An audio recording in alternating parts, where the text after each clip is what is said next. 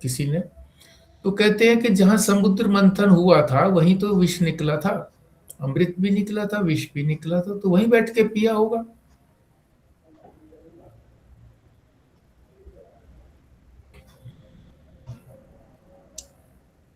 तो किंग काय भी हो गया, मतलब कौन से शरीर में बैठ करके किया, कहां पर बैठे, किस चीज का आधार लेकर के बैठे। अब आता है आगे किम आधार, किम उपादान। आधार तो आ गया, किम उपादान, उपादान माने मटेरियल।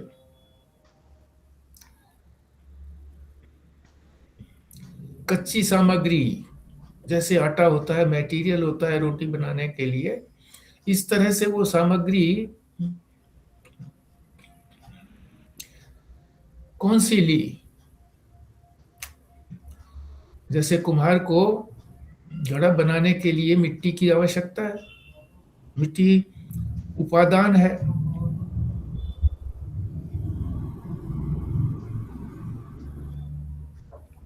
तो इस जगत को बनाने के लिए भगवान कहां से उपादान लेकर के आए। यदि वो पहले से ही था, मान लीजिए इन्होंने नहीं बनाया, उपादान पहले से ही था, तो वो किसने बनाया।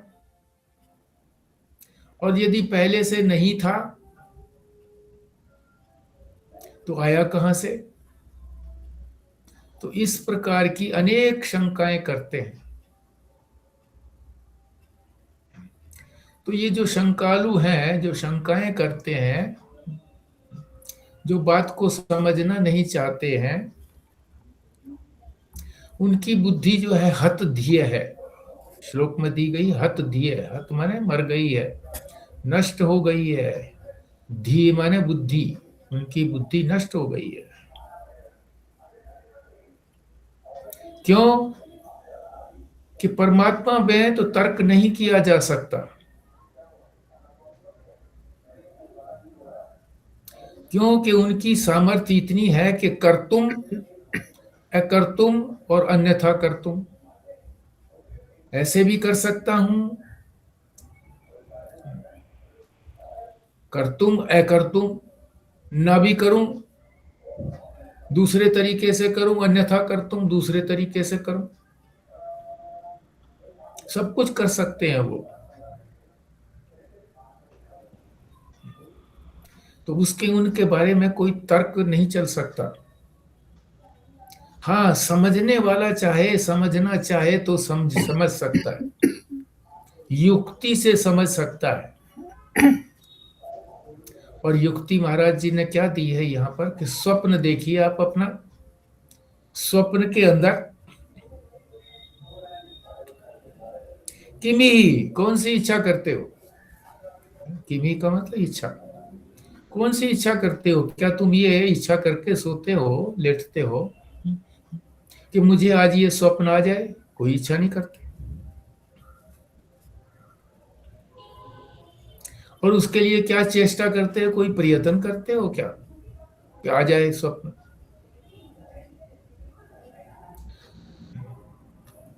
और फिर स्वप्न तो भयंकर भी आ जाता है, जिसको आप चाहते भी नहीं है वो भी आ जाता है।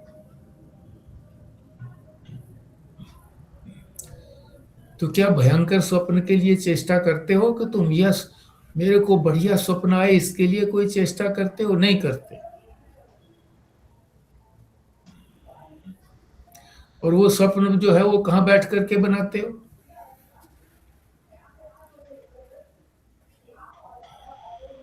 और कौन सा मटेरियल उसके लिए इकट्ठा करते हो, उपादान। क्या सपने के अंदर जैसे मकान भी बना लेते हैं तो उसके लिए ईंट, सीमेंट कहां से लाते हो।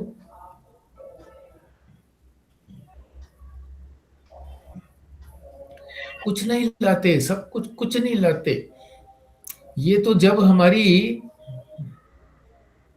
निद्रा में दोष आ जाता है तो ये सब कुछ घटना घट जाती है।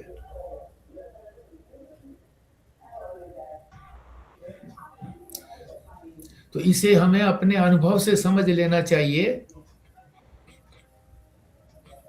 कि परमेश्वर भी ऐसे ही सृष्टि करता है।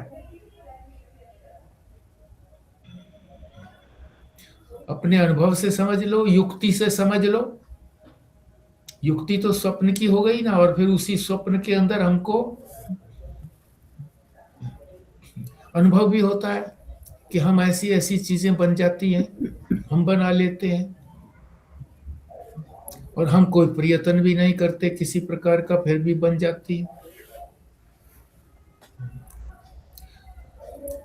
तो हमारी भी तो सामर्थ्य हुई ना, हमारी सामर्थ्य थोड़ी है। हमें 3-4 घंटे का कोई स्वप्न आएगा अधिक से अधिक, और उन लोगों ने ये जो सरकार, भगवान ने जो ये संसार बनाया है, ये दीर्घकालिक स्वप्न है, ये भी उनका स्वप्न ही है।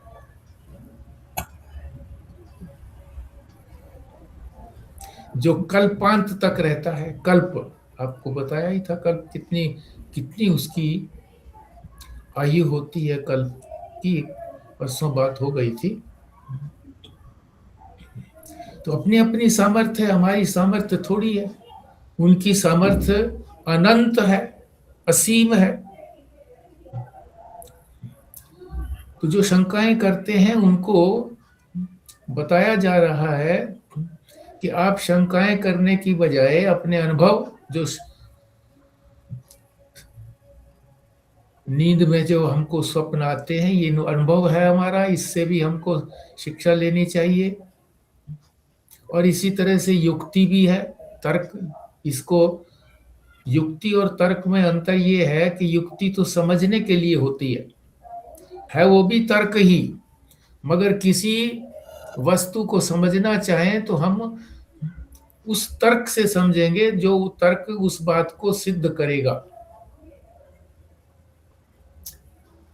और वो तर्क जो काटेगा, सामने वाले की बात को काटेगा, उसको कुतर्क कहते हैं। कुतर्क। तो ये जो तर्क है, ये दुधारी तलवार है। दूसरे की बात को भी काट सकता है और अपनी बात को भी काट लेता है। अपने को भी नुकसान कर सकता है, दूसरे को भी नुकसान करता है, अपने को भी नुकसान करता है। इसीलिए भगवान वेद व्यास ने कहा है कि तर्क की कोई प्रतिष्ठा नहीं है। तर्क अप्रतिष्ठानात्। तर्क की कोई प्रतिष्ठा नहीं है। तर्क से हम किसी नए ज्ञान को प्राप्त नहीं कर सकते। कोई नई बात बताना चाहे, बताए, और आप तर्क से उसको काट दें तो सीख थोड़ी पाएंगे। कोई नई बात बताता है तो हम उसको समझने का प्रयत्न करें। अगर वो युक्ति से समझ में आ जाती है, हमारे अनुभव में उतर जाती है, और अनेक लोगों के द्वारा वो प्रमाणित है, तो वो ज्ञान हमको मिल जाएगा। अन्यथा उस ज्ञान से हम रहित रह जाएंगे। हेलो। तो कह रहे हैं कि दुधारी तलवार को मत अपनाइए। जो शंकालु हैं उनको, दुधारी तलवार शत्रु को मार भी सकती है और अपने को भी मार सकती है। तर्क से दूसरे की बात को समझ सकते हैं, काट भी सकते हैं। इसलिए तर्क की कोई प्रतिष्ठा नहीं है। अपनी तो हानि करते ही हैं कुतर्की लोग, मगर जो अन्य लोग हैं, उन लोगों को भी, जो साधारण लोग हैं, उनको भी अपने तर्कों से भ्रम में डाल देते हैं। तर्क इस ढंग से करते हैं कि दूसरे को ये लगे कि बात तो सच्ची है।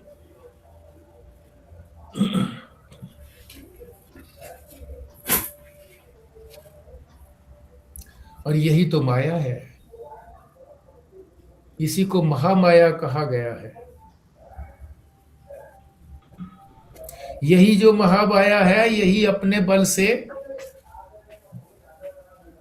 जो कुतर्की लोग हैं उनको और उनके द्वारा जो भ्रम में आ गए हैं उनको खींचकर संसार चक्र में घुमाती रहती है, जन्म मरण के चक्र में चलाती रहती है। क्योंकि ये अगर कुतर्क न करें, शास्त्र की बात को समझें और उस पर आचरण करें। शास्त्र कहता है कर्म योग से प्रारंभ करो, कर्म योग से अपने अंतःकरण को शुद्ध करो, फिर श्रवण मनन निध्यासन करके ब्रह्माकार वृत्ति बनाओ, और ब्रह्माकार वृत्ति बनने के बाद जब स्वरूप का ज्ञान हो जाता है तो मोक्ष की प्राप्ति हो जाती है, दुखों की आत्यंतिक निवृत्ति और परमानंद की प्राप्ति हो जाती है। यही तो चारों पुरुषार्थों में सबसे उत्तम परम पुरुषार्थ यही है। पर ये भी कह रहे हैं कि ये महामाया सबको नहीं घुमा सकती, काश्चित जो बुद्धिमान लोग होते हैं कुछ, वो इन तर्कों के अंदर विश्वास नहीं करते।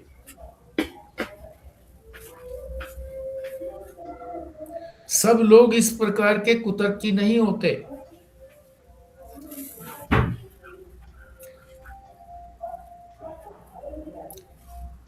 कुछ लोग ही ऐसे होते हैं जो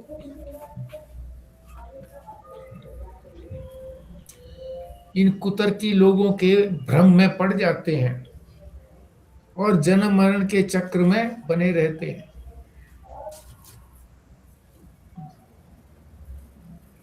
और यही लोग जो है कुतर्क के द्वारा महामाया के खेल को चलाते रहते हैं। ये महामाया खेल करती है। परमात्मा की जो माया है, ये संसार बनाना, पालन करना, अपने में लीन करना, ये खेल है। जैसे छोटे बच्चे समुद्र के किनारे बालू रेत में अपने पैर से घर बनाते हैं, उसको सजाते हैं, उसके अंदर कुछ चीजें रखते हैं खाने पीने की, और मिट्टी की कोई बना करके उसके अंदर अपनी गुड़िया आदि रखते हैं, खेलते हैं आपस में कि मेरा घर सुंदर, दूसरा कहता है मेरा घर सुंदर, देखो मैं ये खिला रहा हूं, दूसरा कहता है देखो मैं ये खिला रहा हूं। खेल है। और उसी खेल को आकर के कोई शरारती बच्चा जो है पैर मार करके उसे मिटा देता है तो रोते हैं। यही हाल है कि परमात्मा जो है इस सृष्टि को अपनी माया से बनाते हैं, वास्तविक नहीं है। जैसे बच्चे ने कोई वास्तविक घर नहीं बनाया था, वास्तविक उसके अंदर कोई खाने की चीज या कोई और चीज ऐसी नहीं रखी थी, झूठ मूठ में रखी थी। इसी तरह से ये सारा संसार झूठ मूठ है। और यही समझाने के लिए झूठ मूठ जो संसार बनाया, क्यों बनाया? एक तो अपनी व्यापकता को दिखाने के लिए कि मैं व्यापक हूं,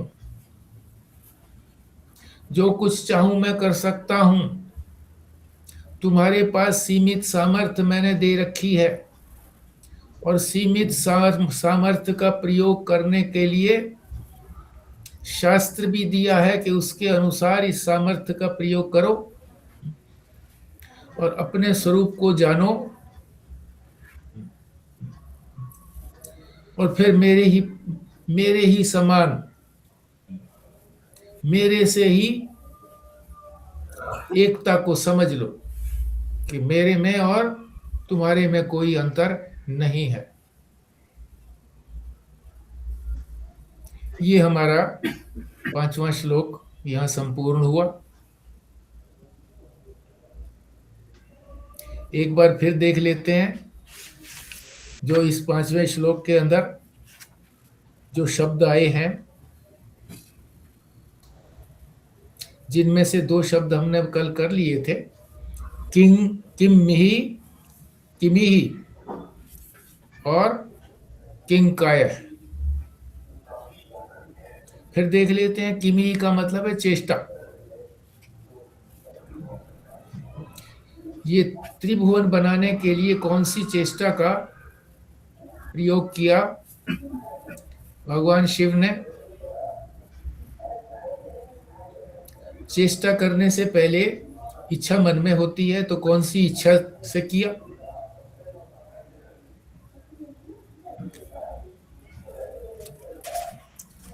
तो बताया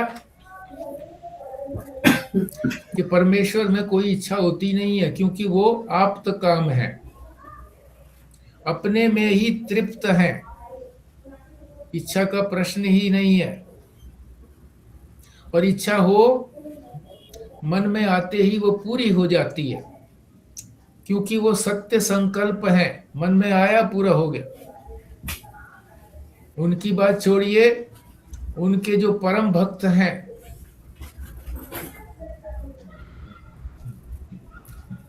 वो भी कोई बात कहते हैं तो वो पूरी हो जाती है।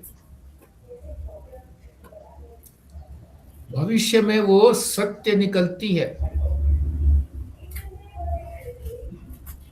और इसी बात का भगवान वेद व्यास जी ने अपने पुराणों के अंदर वर्णन किया है। 2 घटनाएं दी हैं, 2 बातें बताई हैं। एक बताई है अट्टशूला जनपदा। लोग जो है ना, अपनी रहने का स्थान जो है वो कई कई मंजिल बनाएंगे, 100 150 मंजिल। पहले 1-2 मंजिल ही होती थी, 100 150 मंजिल। और उसके ऊपर फिर वो बिजली से सुरक्षित रखने के लिए एक तार लगाएंगे जो नीचे भूमि तक चला जाएगा। भूमि में चली जाएगी, उसकी जो अर्थिंग हो जाती है, तो बिजली जो है वो, करंट जो है वो भूमि में जाकर के समा जाता है, तो बिल्डिंग को नुकसान नहीं देता। दूसरी इसी प्रकार से परिस्थिति बता रहे हैं कि स्त्रियां अपने बालों के अंदर सुइयां ऐसी लगाएंगी, फिक्स करेंगी। और वो देख भी रहे हैं आजकल, अपने बालों को घुंघराले बनाने के लिए इसी तरह से सुइयों को फिक्स कर देते हैं और वो घुंघराले बन जाते हैं। तो आज से 5000 साल पहले की ये बात भगवान वेद व्यास ने अपने पुराणों के अंदर कही है, जो सच्ची निकली है।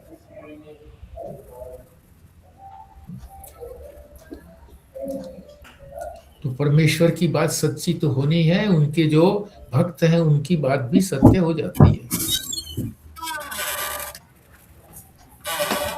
किमिहि,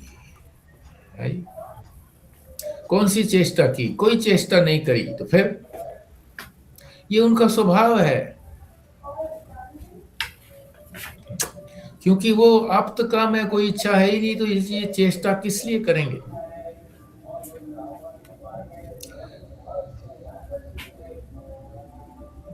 रस्सी के उदाहरण से बताते हैं कि मंद अंधकार के अंदर रस्सी कोई चेष्टा नहीं करती, मगर हम उसके अंदर सांप भी देख लेते हैं, माला भी देख लेते हैं और जल की धारा भी देख लेते हैं।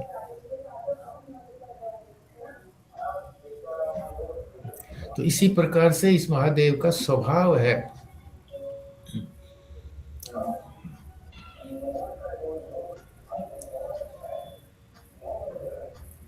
फिर आगे कहा था किंकाय, कौन से शरीर में बैठ करके, कौन से शरीर से ये इन्होंने सारा संसार बनाया?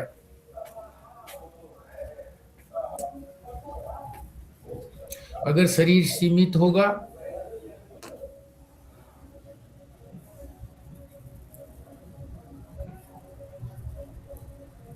तो परिच्छिन्न कहलाएगा, जबकि उनका स्वरूप को तो अपरिच्छिन्न कहा गया है। और अपरिच्छिन्न अगर कहेंगे तो फिर बनाई कैसे, क्योंकि कोई स्पेस रहती ही नहीं है व्यापक में, और कोई जगह रहती ही नहीं है।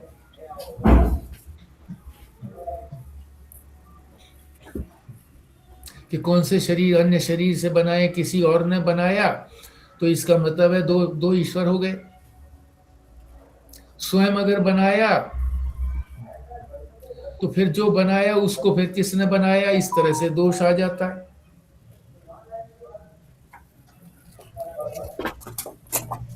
तो ये किंग काय भी हो गया। फिर किम उपाय श्लोक में आया है, कौन से उपाय से, तो किसी यंत्र की सहायता ली होगी, जैसे कुम्हार भी लेता है चक्के की, और बढ़ई लेता है अपने रंदा और बसोले की, और इसी तरह से जुल्हा लेता है अपने लकड़ी के कंघी से बुनने की। तो ये सारा त्रिभुवन बनाया किससे बनाया, कौन से यंत्र से बनाया, किम आधार कहाँ बैठ करके बनाया। भगवान ने जो विष पिया वो कहाँ बैठ करके पिया, किम उपादान, कौन सा मटेरियल, कौन सी सामग्री का इस्तेमाल किया, और वो क्या पहले से था, तो उसे किसने बनाया, पहले से नहीं था तो आया कहां से। तो इस प्रकार की जो शंकाएं करते हैं वो हत दिए है, उनकी बुद्धि जो है वो मारी गई है, बात को समझते नहीं है। परमेश्वर की जो सामर्थ्य है वो तर्क से परे की है, अतर्क ऐश्वर्य, उनका ऐश्वर्य जो है वो अतर्क है, तर्क नहीं कर सकते, क्योंकि वो कर्तुम अकर्तुम अन्यथा कर्तुम।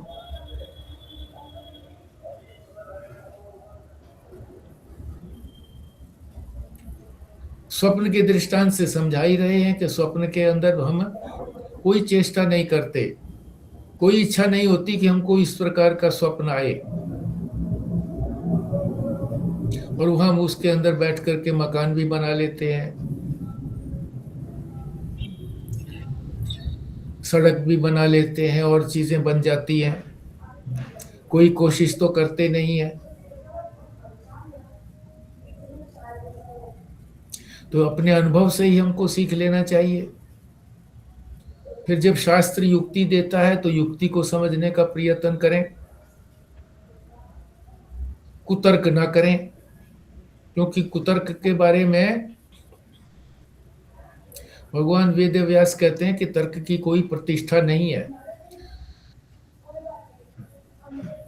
तर्क जो है वो तो दुधारी तलवार है, शत्रु को भी मार सकती है और अपने को भी मार जाती है, ठीक से नहीं अगर उसको चलाओगे।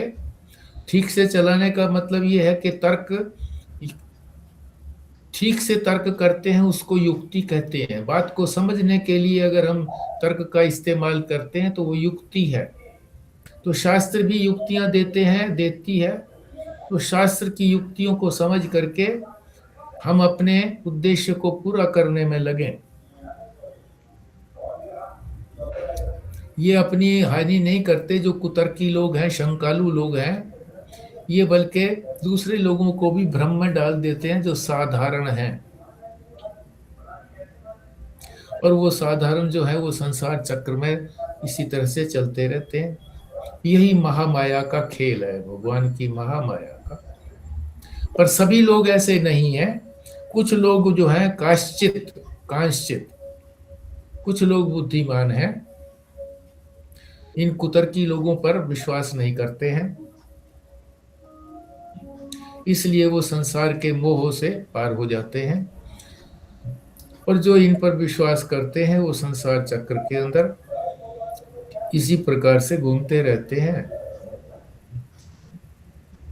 और अपना विनाश करते हैं और दूसरे लोगों को जो भ्रम में डालते हैं, उन उनके उनसे भी पाप का ग्रहण इनको होता है। तो ये हमारा रिवीजन भी हो गया, पहले भी रिवीजन कराया था, आज प्रारंभ करने से पहले भी। फिर बीच में जो हमने नहीं किया था, 2 ही तो शब्द हमने कल किए थे, उसके अतिरिक्त जो सारे शब्द किए हैं वो भी समझ लिए हमने, और फिर दोबारा से रिवीजन भी हो गया है। तो आपको काफी कुछ ये पूरा ही समझ में आ गया होगा। अब आप इस स्थिति में हैं कि इसके बारे में सभी लोग जो हैं बोल सकते हैं। आज यहीं पर हम विश्राम लेंगे, तो आप बोलिए।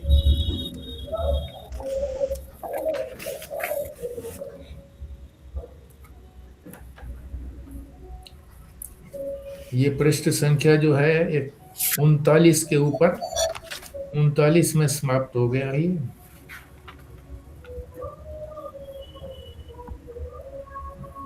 आज कहाँ से शुरू हुआ था, कौन से पेज से?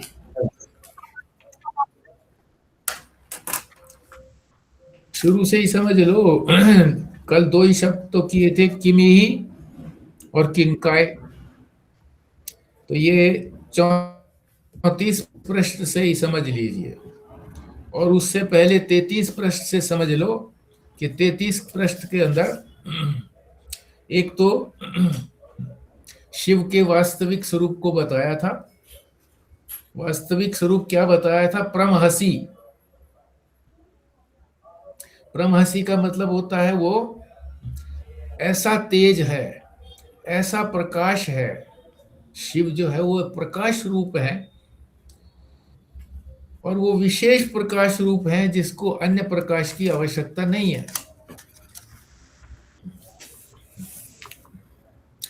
ये जो कृत्रिम प्रकाश है, इनको तो अन्य प्रकाश की आवश्यकता है। बिजली मान ले जला दिया, तो आंख में प्रकाश होना चाहिए, आंख अंधी है तो नहीं देख सकते।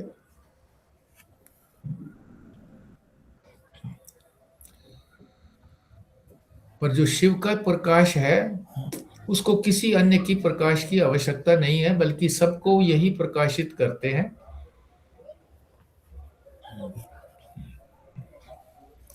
और वो प्रकाश कैसा है? दूसरा गुण उसका क्या है? एक तो प्रकाश बता दिया, शिव का जो स्वरूप है वो प्रकाश रूप है। और प्रकाश कैसा है? वो त्रिगुणों वाला है, 3 गुणों से रहित है, त्रिगुणातीत है।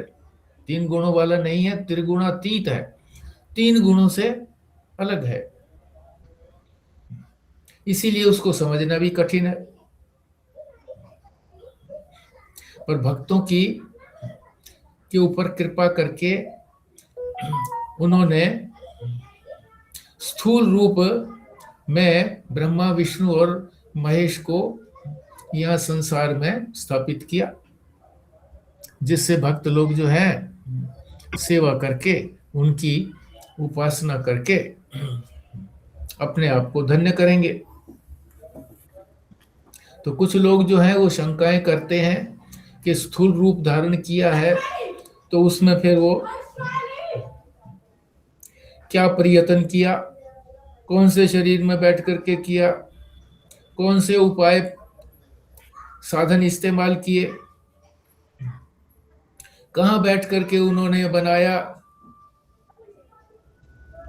और कौन सा उपादान लिया, मटेरियल कौन सा लिया। इस प्रकार की तर्क करते हैं। तो ऐसे जो तर्कशील हैं वो हतबुद्धि हैं। ये आगे की बात आ गई। तो कुतर्की जो है ना, वो मोह में, इस चक्र में पड़े रहेंगे। तो आप प्रारंभ सही करिए, मोटी मोटी जो चीजें हैं। तो प्रारंभ कहाँ से हुआ है? 5वां श्लोक जहां से प्रारंभ हुआ है वहीं से ही, क्योंकि उसमें 2 ही बातें बताई गई हैं 33 के अंदर। एक तो शिव के स्वरूप को बताया गया कि वो तेज वाला है, और दूसरा फिर ये 34 के स्वरूप में बताया कि वो त्रिगुणातीत है, मगर फिर भी 3 गुणों से उन्होंने स्थूल रूप भी धारण किया है, ब्रह्मा, विष्णु, महेश के रूप में। और उसी से ये शंकाएं उठी हैं। यहां से फिर ये श्लोक शुरू हो जाता है।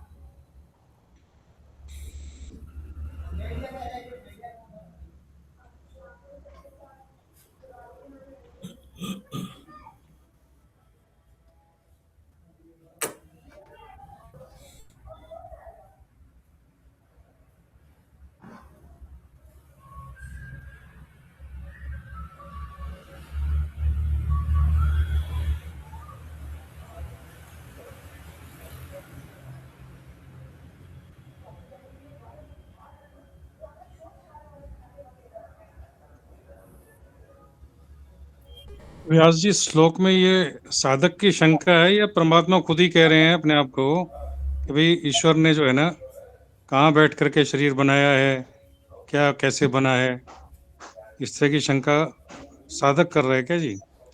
हाँ, या ईश्वर इसके आगे बताएंगे कि भाई ऐसे नहीं हैगा, ये स्वरूप हैगा, ऐसा हैगा?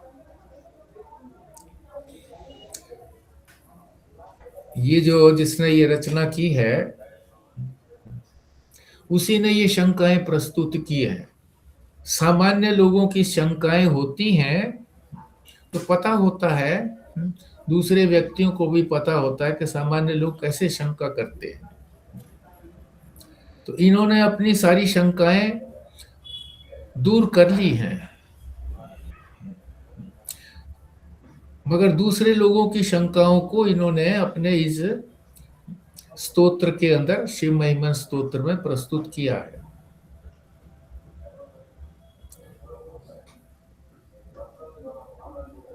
अब वो इसलिए लगता है ना कि जी हम लोग तो ये सुन चुके हैं कि जी परमात्मा किसी चीज से बना नहीं, परमात्मा ही बना है, वही बनाने वाला है, वही बना है, और कोई दूसरी चीज तो है नहीं। अब ये कोई मटेरियल भी वही है, बनाने वाला भी वही है, और बना भी वही है। पर ये बात हमारे अनुभव के विपरीत है ना। हम प्रतिदिन जो अनुभव देखते हैं, मटेरियल भी होता है, बनाने वाला भी होता है, यानी निमित्त भी होता है, उपादान भी होता है। चाहे हमने ये सुन लिया है कि निमित्त परमात्मा जो है वो सारी सृष्टि का निर्माण अभिन्न निमित्तोपादान कारण से करते हैं, यानी वो कारण है अभिन्न और निमित्त। अभिन्न निमित्त उपादान, यानी निमित्त और उपादान कारण एक ही है, अभिन्न है, भिन्न नहीं है, अभिन्न है, एक ही है। ये हम सुन चुके हैं, मगर हमारा अनुभव प्राय जो है हम रोज देखते हैं, हर समय देखते हैं कि कोई ना कोई चीज का कारण होता है। एक कार्य होता है, एक उसका कारण होता है कि किसने बनाया ये। किसी भी बच्चे को देखते हैं, अरे किसका बच्चा है ये। खिलौना देखते हैं, अरे ये कहाँ से लेकर के आए खिलौना। मतलब कार्य कारण भाव संसार में हर समय रहता है। कार्य कारण भाव निवृत्त हो जाए तो ये संसार भी निवृत्त समझिए। अगर यही समझें कि कोई कार्य कारण नहीं है, परमात्मा ही है केवल एकमात्र। कार्य कारण में तो दो हो गए ना, एक कारण हो गया, एक कार्य हो गया, उसका दो हो गए। तो चाहे हम ये सुन चुके हैं कि परमात्मा ही अभिन्न निमित्तोपादान कारण है, दूसरा कोई है ही नहीं, अद्वितीय है वही, फिर भी जो हमारा नित्य प्रति का अनुभव है उस वो अनुभव अधिक रहता है इसकी अपेक्षा। ये हमने केवल जाना है, सुना है, अभी दृढ़ नहीं हुआ है। जब ये दृढ़ हो जाएगा तो फिर हमें ये कार्य कारण भाव कहीं नजर ही नहीं आएगा। बीमारी होगी तो अभी हम सोचते हैं कि बीमारी का कारण क्या है, हमें नहीं पता लगता तो डॉक्टर के पास जाते हैं, या पता लग गया कि हमने ये चीज गलत खाई थी, या डॉक्टर बता देता है कि क्या चीज खाई थी, तो गलत चीज खाई थी, तो कारण हो गया कि ये कारण था, इस वजह से ये कार्य हुआ। तो कार्य कारण भाव में ही अटके हुए हैं अभी हम। जब ये सोचेंगे कि कोई भी बीमारी हुई, कोई भी घटना हुई, तो परमात्मा की मर्जी से हुई,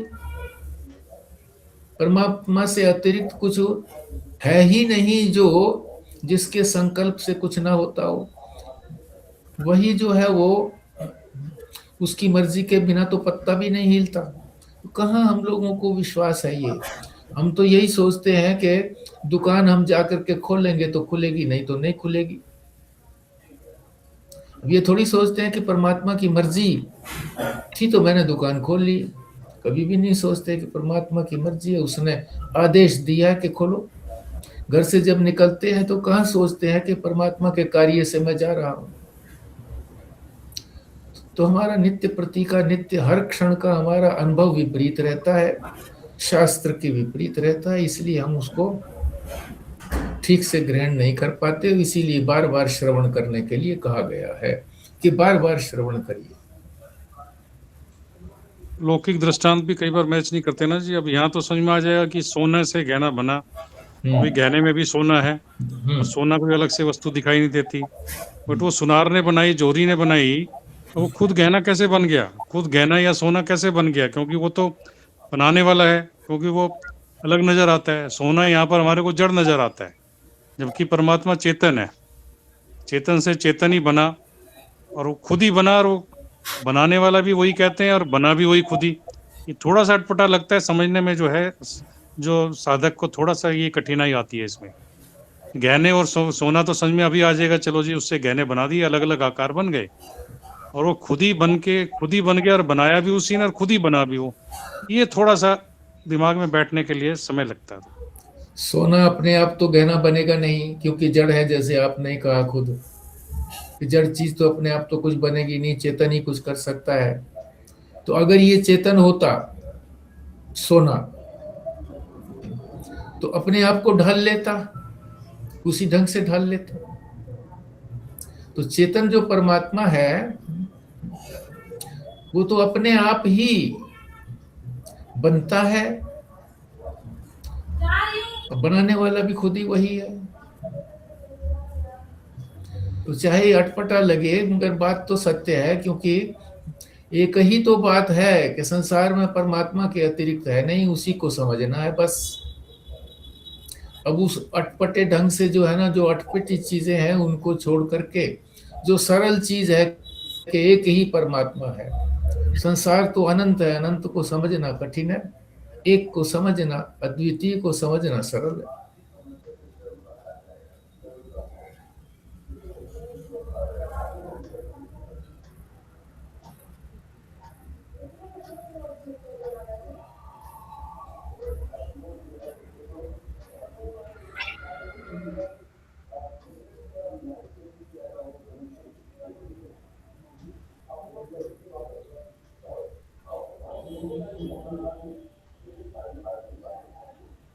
शंका ना करें तो इसी बात की ब्यूटी जो है, इस सुंदरता जो है इस बात की,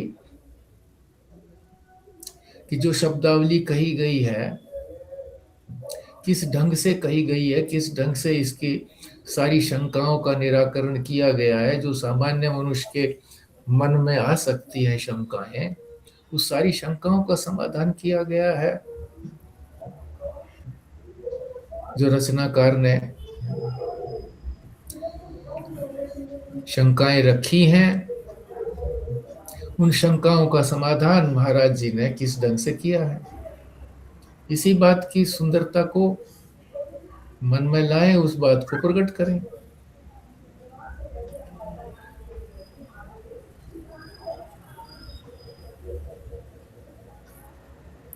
चक्र तो जरूर है, इस चक्र को समझें कि हाँ चक्र तो जरूर है, चक्र तो लगा रहता है ना, हमारा यही रोज का रोज यही काम है।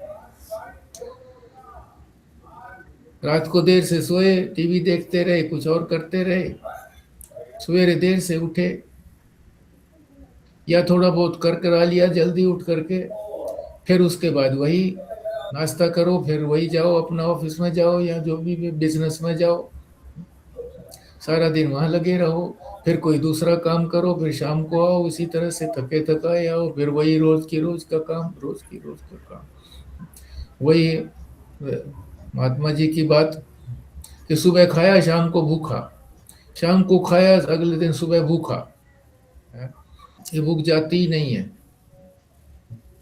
इसी भूख को पूरा करने में लगे रहते हैं।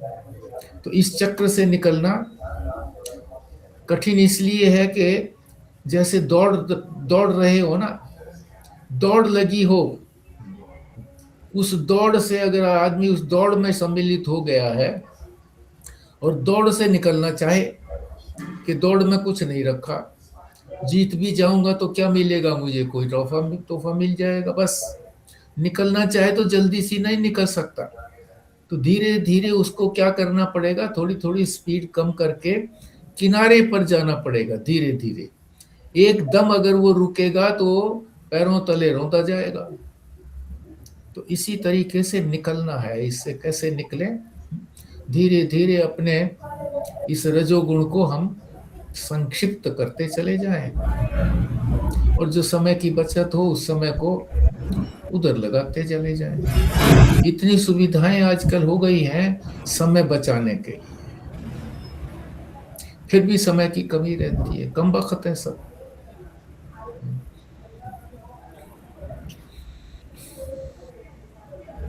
तो हम लोगों को ही समझना है कि यही तो रूटीन है, अभी तो यही रूटीन है, यही चक्र है, इसी चक्र से निकलना है।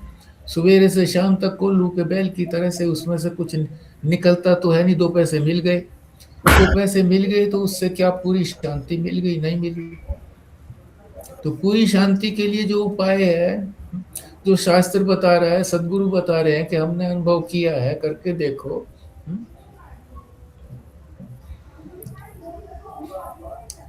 वही पंक्ति मुझे बार बार याद आती है कि तेरी याद में जलकर देख लिया, अब आग में जलकर देखेंगे। अब इतने साल, 60 साल, 70 साल और ज्यादा साल संसार की याद ही तो की, और उसी की याद अभी चल रही है। तो अभी जो 5 साल 10 साल बचे हुए हैं, जितना भी समय है, तो उस आग में जल करके देख लो, क्या दिक्कत पड़ती है। शास्त्र कह रहा है, कोई गलत बात तो कह नहीं रहा। शास्त्र में श्रद्धा रखनी चाहिए। शास्त्र के अनुसार चल करके अनेक महापुरुषों ने अपने स्वरूप को पाया है और इस आनंद में मग्न रहे हैं।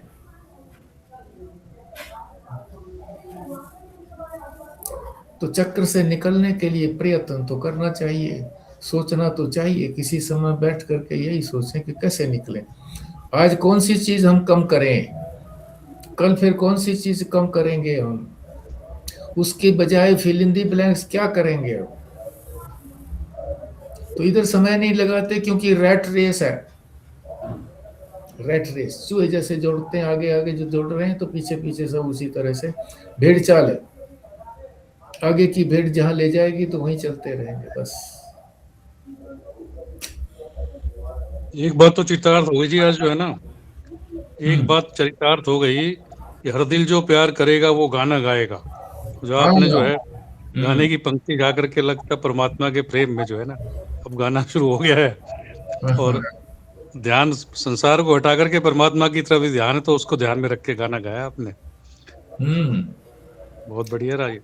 अब कहाँ करते हैं, देखो आपके पास वो छंदावली भेजी हुई थी भोले बाबा की, कितने लोग सुनते हैं बताइए। नित्य प्रति सुनने की चीज है, नित्य प्रति सुनो, शांति से बैठ करके, लेट करके, चलते हुए, वॉकिंग करते हुए। अब डॉक्टर साहब वॉकिंग करते हैं तो अपने कान में वो लगा करके सुनते चले जाएं। क्या जरूरत है आंख से दूसरे को देखने की, आंखें नीचे रख करके अपने सुने जाएं उसको। तो अब यही सोचते हैं दूसरा सामने वाला कोई होगा तो नमस्ते करनी जरूरी है, वो करेगा तो हमको करना पड़ेगा। कान खुले रखें, चलो कोई करता है तो कर लो। अब ये निवृत्त तो होना है ना, अभी तो हम प्रवृत्ति में लगे हुए हैं, अभी तो निवृत्ति में लगना है। निवृत्ति में तो कोई सामने ना मिले तो अच्छा है, तो अच्छी बात है।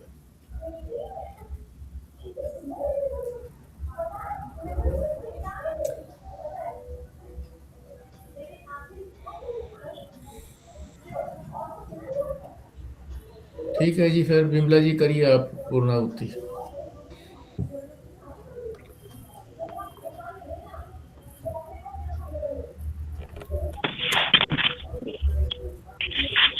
ओम पूर्णमदः पूर्णमिदं पूर्णात् पूर्णमुदच्यते पूर्णस्य पूर्णमादाय पूर्णमेवावशिष्यते। ओम शांति शांति शांति। नारायण नारायण नारायण नारायण। नारायण।